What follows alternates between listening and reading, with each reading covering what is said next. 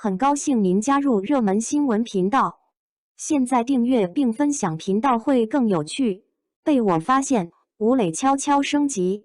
对吴磊母爱变质的那一刻，是有天突然发现他成了剧里8块腹肌的狼狗弟弟。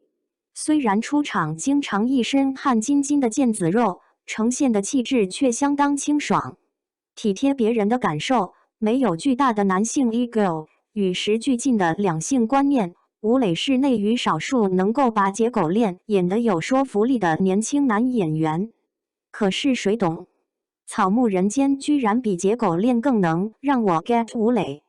苍玉林中，阳光映衬着清澈双眸，蚂蚁爬上那张棱角分明的脸。他穿着白衬衫枕在树上，与大地和植被一同呼吸。整个场面古典、神性、含氧量超标。导演顾晓刚对这个角色做了现代化改编，原型的神力被处理成一种与天地万物相通的灵性，它的存在模糊了现代城市和古老自然的边界。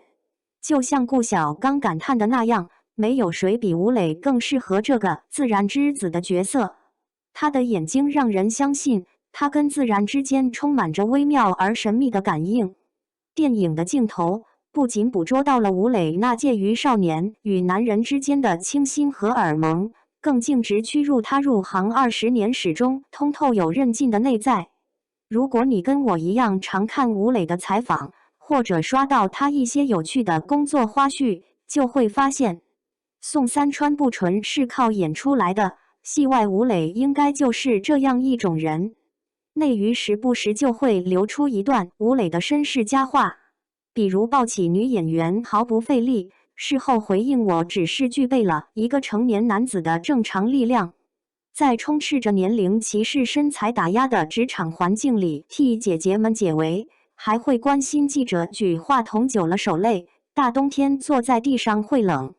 每次看罢我心头一热，弟弟体面，内娱有自己的高司令。一个涉世未深的大学生，就母路上承受着母子决裂的心理疼痛，崩断指甲的肉体疼痛，潜伏传销窝点的身心凌迟，脸上的胡茬屡屡随着痛苦一起生长出来。但当结尾他骑着自行车穿梭于山林间，阳光倾洒在他健康的肌肤之上，好像一切苦厄与污浊都被冲刷干净。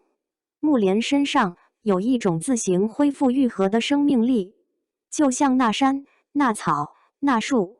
这个人物的特点与难点都在于简单本真却无比坚韧。从表演结果来看，吴磊与木莲如此贴合，与其说是演出来的，不如说这种特质是他本身自带的。有一段时间，古灵精怪的童年雷子常驻我的表情包豪华套餐，后来发现被他的奶里奶气骗了。5、6岁的他已经是个狠人，打小就有工作的敬业的觉悟。随着年纪增长，这种认识想必愈加深刻。我和我的父辈上映时，吴磊的剃头试妆和御马出征戏在我首页刷屏，当时不少夸他帅、苏和耳萌爆棚的声音。回头看采访，发现更有含金量的是吴京对他的评价。问他能提前1个月练马吗？可以。能光膀子吗？可以。能不化妆吗？可以。能晒吗？可以。能剃头吗？可以。角色面前绝对服从。有意思的是，这样一个在角色塑造上毫不放松的拼命三郎，却神奇地给人一种松弛感。拍完戏就去骑行，22岁生日在零下40度的冰原露营，跟素人大哥面朝赛幕里胡扯闲篇扫一扫，在市政府阶梯前自拍，然后混乱逃跑。小而美的 Vlog 里，我看到他的勇敢、孤独、疲惫、惊奇、童心、接地气，一个非常真实而立体的吴磊。忽然就懂了何炅形容他的那句“像男人一样工作，像男孩一样生活”。这种本色与松弛，或许就是他不被污染、不易折断的来源。他懂得全力以赴，却不过度消耗自己。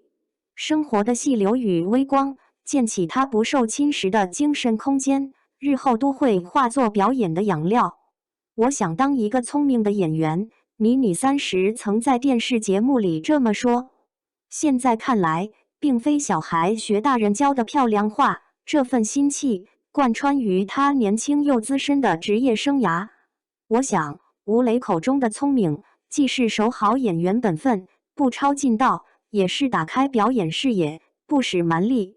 从哪吒到幕帘，从小荧屏到大荧幕，从超级 IP 到小成本文艺片，从演员到幕后，各个阶段他都敢于尝试，做出最适合自己的选择。对于演员来说，气质太纯太健康反而容易戏路受限，加上童星从小在片场摸爬滚打，很难摆脱长久以来的表演惯性。但在吴磊这里，伤仲永没有发生，反倒不断让人看到他未来的想象空间。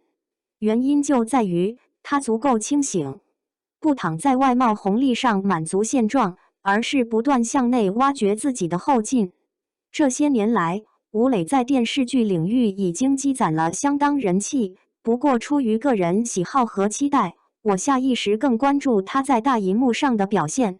学霸的中介小王，不虚此行的室友小尹，是近年来他把握现实主义戏路的有效尝试。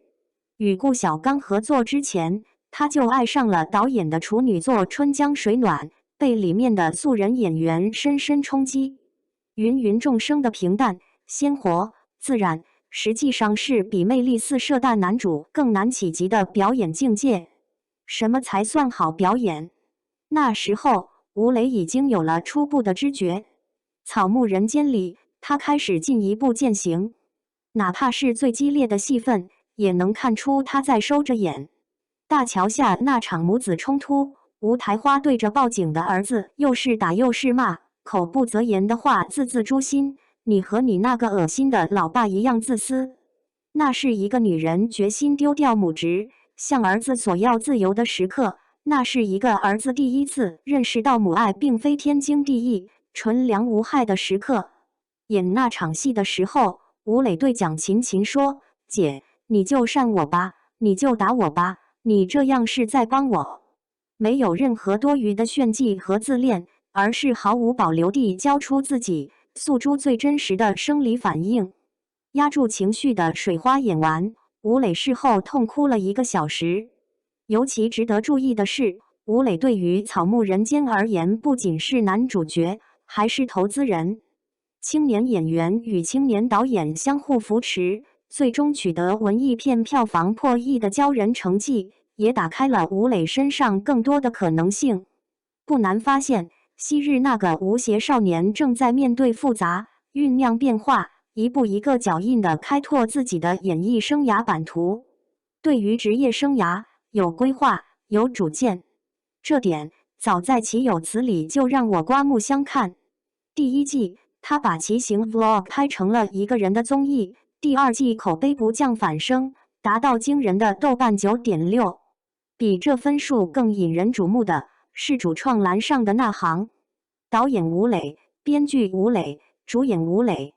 壮美到失语的大自然，配上细腻走心的文案，打动的不止粉丝和骑行户外爱好者，还有许许多多囿于眼前、向往远方的普通人。第一次有明星拍自己的日常能够达到数亿播放量、几十亿话题讨论量的破圈效应。岂有此理第2季有个看似不起眼的片段让我印象很深。吴磊在冰雹低温中骑行，工作人员劝说他老板快回，但他坚持骑完全程。分不清是老板2个字对我冲击更大，还是他的毅力给我冲击更大。被观众看着长大的30弟弟，悄然间已经成长为一个决策者，不仅可以对自己负责，还可以对很多人负责。如今跑完《草木人间》的宣传，第3季瓦努阿图篇如期而至。因为太爱纪录片《火山之恋》，吴磊兴冲冲地跑去大洋彼岸追火山。是谁木了？是我。开小飞机，坐皮卡，与当地人讨价还价。面对扑面而来的新鲜景象，兴奋地发出鸡叫的声音。终于看到心心念念的火山喷发，中二脑洞与诗意感慨碰撞成灵魂文案。五一宅家的我，嘴角也跟着上扬起来，仿佛跟着他一起出游了一趟。以前还会怀疑高分是不是粉丝行为，追更到第3季，实名盖章。阳光雷子的感染力名不虚传，还有那份 work-life balance 的能力，实在令本社畜羡慕不已。岂有此理里有评论说，吴磊好到我几乎快要原谅这个世界。在他身上，健康、阳光的底色自带一股大自然般的治愈力量。更可贵的是，这种治愈并不停留在表面的养眼宜人，而是来自于他年纪轻轻却拥有可信任、可依靠的稳健内核。无论是太欣赏一个导演就去投资他的新电影，还是岂有此理3季以来，从自娱自乐到组建团队，从生活 vlog 到微纪录片的进阶，吴磊把爱好做成了一份小事业。画演员的被动常态为主动出击，画生活的不确定性为想去的风景。跳脱出演员的单一身份，用编导投资的全面思维重新看待自己，观察世界，有主见，更有远见。实在喜欢他在《岂有此理》第3季里的一段话：火山和表演之间存在一种隐秘联系，一样的不可预测、绚烂、危险。他早早发现了，只有主动拥抱危险的人，才会收获意外的、精心的美。